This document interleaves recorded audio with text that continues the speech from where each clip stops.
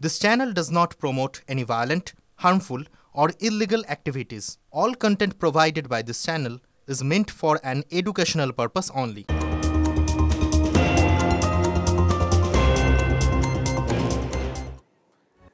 SIR ইস্যুতে ফের নির্বাচন কমিশনকে তোপ মমতার।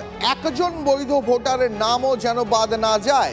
কাদের নাম বাদ যাবে বিজেপি সেটা ঠিক করে দিচ্ছে অভিযোগ মুখ্যমন্ত্রীর। নির্বাচন কমিশনকে নিজেদের কাজ আবার মনে করালেন তৃণমূল সুপ্রিমো। এসআইআর করতে 3 বছর টাইম লাগে। 2002-এ লাস্ট হয়েছিল। আমরা কেউ বলিনি তো করতে হবে না। আমরা কি বলেছি?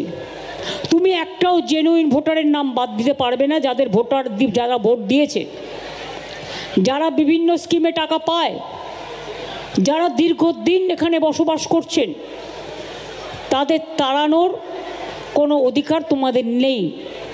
বিজেপি অফিস থেকে লিস্ট ঠিক করে দেবে। গভর্নমেন্ট কে ঠিক করে? পাবলিক ভোট দিয়ে। এখন সিস্টেমটাই পাল্টে যাচ্ছে দেখছি। ইলেকশন কমিশন ঠিক করবে, গভর্নমেন্ট কে ঠিক করবে। তা কখনো হয় নাকি? ইলেকশন কমিশনের কাজ হচ্ছে ইম্পার্শিয়াল চেয়ার মেনটেন করা, not to become the BJP commission but to a election commission, impartial election commission. কাদের নাম বাদ যাবে সেটা বিজেপি ঠিক করে দিচ্ছে। গতকাল মতুয়া গড়ে দাঁড়িয়ে এই অভিযোগ করেন মুখ্যমন্ত্রী মমতা বন্দ্যোপাধ্যায়।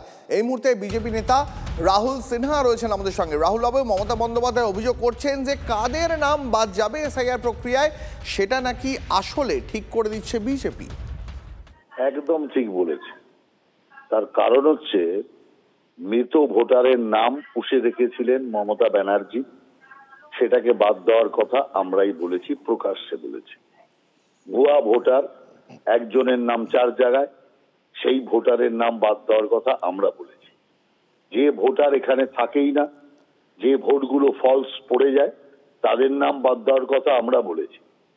বাংলাদেশ থেকে আসা মুসলমান অনুপ্রবেশকারী আর রোহিঙ্গা মুসলমান যারা আছে, যাদেরকে মমতা ব্যানার্জি এবং ওর পার্টির লোকরা ডেকে এনে এখানে আধার কার্ড, রেশন কার্ড, ভোটার লিস্টে নাম করিয়ে দিয়েছে, তাদের নাম কাটার কথা আমরা বলেছি।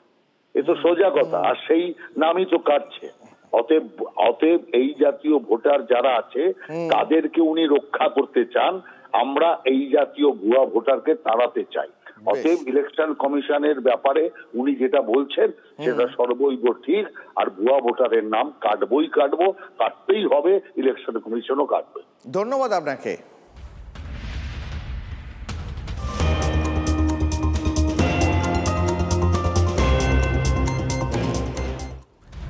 এসআইআর নিয়ে এবার নির্বাচন কমিশনের দরবারে তৃণমূল কংগ্রেস। শুক্রবার সকাল 11টায় বৈঠকের সময় দিল নির্বাচন কমিশন। বৈঠক চেয়ে ডেরেকের চিঠির জবাব দিল কমিশন। তৃণমূলের 4 জন প্রতিনিধিকে বৈঠকের অনুমতি দিয়েছে কমিশন।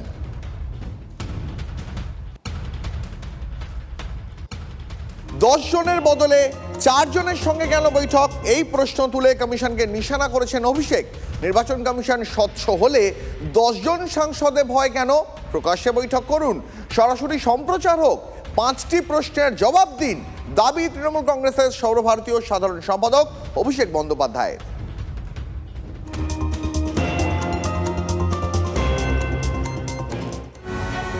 2029-এ কেন্দ্রে বিজেপির সরকার থাকবে না, ভবিষ্যৎবাণী মমতার।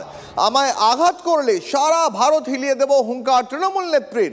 বাংলাকে আঘাত করলে প্রত্যাঘাতের হুঁশিয়ারি। বিধানসভা ভোটের পর ভারত সফরের ঘোষণা মমতার।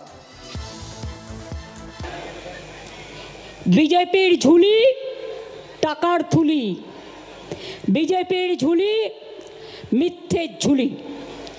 বিজেপির ঝুলি বুঝুন, 4টে জায়গায় ইলেকশন হচ্ছে, বাংলা, কেরালা এবং আসামে। যেহেতু অপোজিশন গভর্নমেন্ট আছে, এখানে এসআইআর হবে। আর আসামে বিজেপি গভর্নমেন্ট আছে, ওখানে হবে না।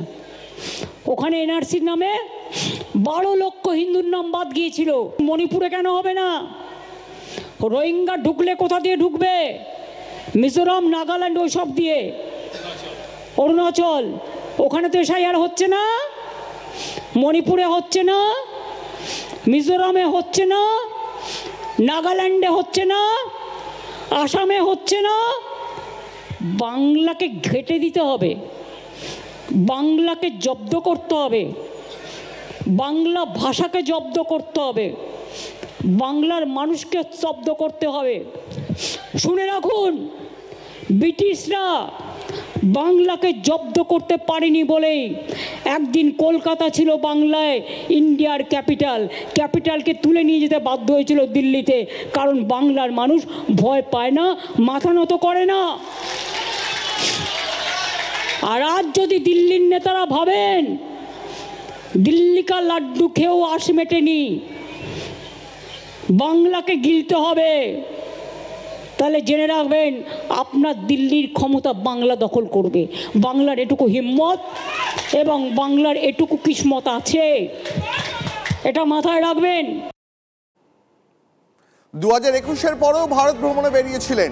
জাতীয় দলের তকমা হারিয়েছে তৃণমূল কংগ্রেস, খোঁচা শুভেন্দু। বলেছেন বিধানসভা নির্বাচনের পরে আপনি ভারত ভ্রমণ করবেন, ভারতকে হিলিয়ে দেবেন। কি ভাষা! আজকের বক্তব্য শুনে মনে হচ্ছে আমাদের মুখ্যমন্ত্রীকে মনে হচ্ছে রেজিস্টার জোকার। ভারত ভ্রমণে বেরিয়েছিলেন 21 সালের পরে, আপনি আপনার কসবার হোটেলের ঘরে কেন খুন করা হয়েছিল আদর্শ লোসাঙ্কাকে তদন্তে নেমে পুলিশ জানতে পেরেছে অর্থই অনর্থের মূল। আমাদের প্রতিনিধি সুশোভন রয়েছেন আমাদের সঙ্গে এই মুহূর্তে টেলিফোন লাইনে। সুশোভন, কত টাকার জন্য এই খুন বলে জানতে পেরেছে পুলিশ? এখন মাত্র 2000 টাকা, আর এই 2000 টাকার জন্যই খুন করা হয়েছে পুলিশ জানতে পেরেছে। তার কারণ এই কমল আদর্শকে বলেছিল সে একেবারে তার সঙ্গে বিভিন্ন কথোপকথন করবে বা বেশ কিছু মুহূর্ত, তার জন্য 2000 টাকা লাগবে, আর সেই 2000 টাকা দিতে দেরি হচ্ছিল, সেই জন্য তাকে খুন করা হয়েছে। আর পুলিশ জানতে পেরেছে যে এর থেকেও বেশি, অর্থাৎ 20,000 টাকা হাতানোর শখ ছিল, কিন্তু 2000 টাকাতেই সে আটকে গেছিল, সেটা পাচ্ছিল না, তাই খুন করা হয়েছে। এবং খুনের পর তার এটিএম কার্ডের পিন বদল করে 11,000 টাকা পর্যন্ত উল্টো টাকার একটা এটিএম থেকে তোলা হয়েছে। পুলিশ ইতিমধ্যে আরো জানতে চায় যে এরকম ভাবে আরো কতজনকে প্রতারণা করা হয়েছে বা একেবারে টাকা হাতানোর চেষ্টা করা হয়েছে। আর যেখানে 2000 টাকার জন্য খুন, এটা পুলিশরাও যথেষ্ট বা তদন্তকারীরাও যথেষ্ট অবাক হয়ে গেছে। ধন্যবাদ সুশোভন।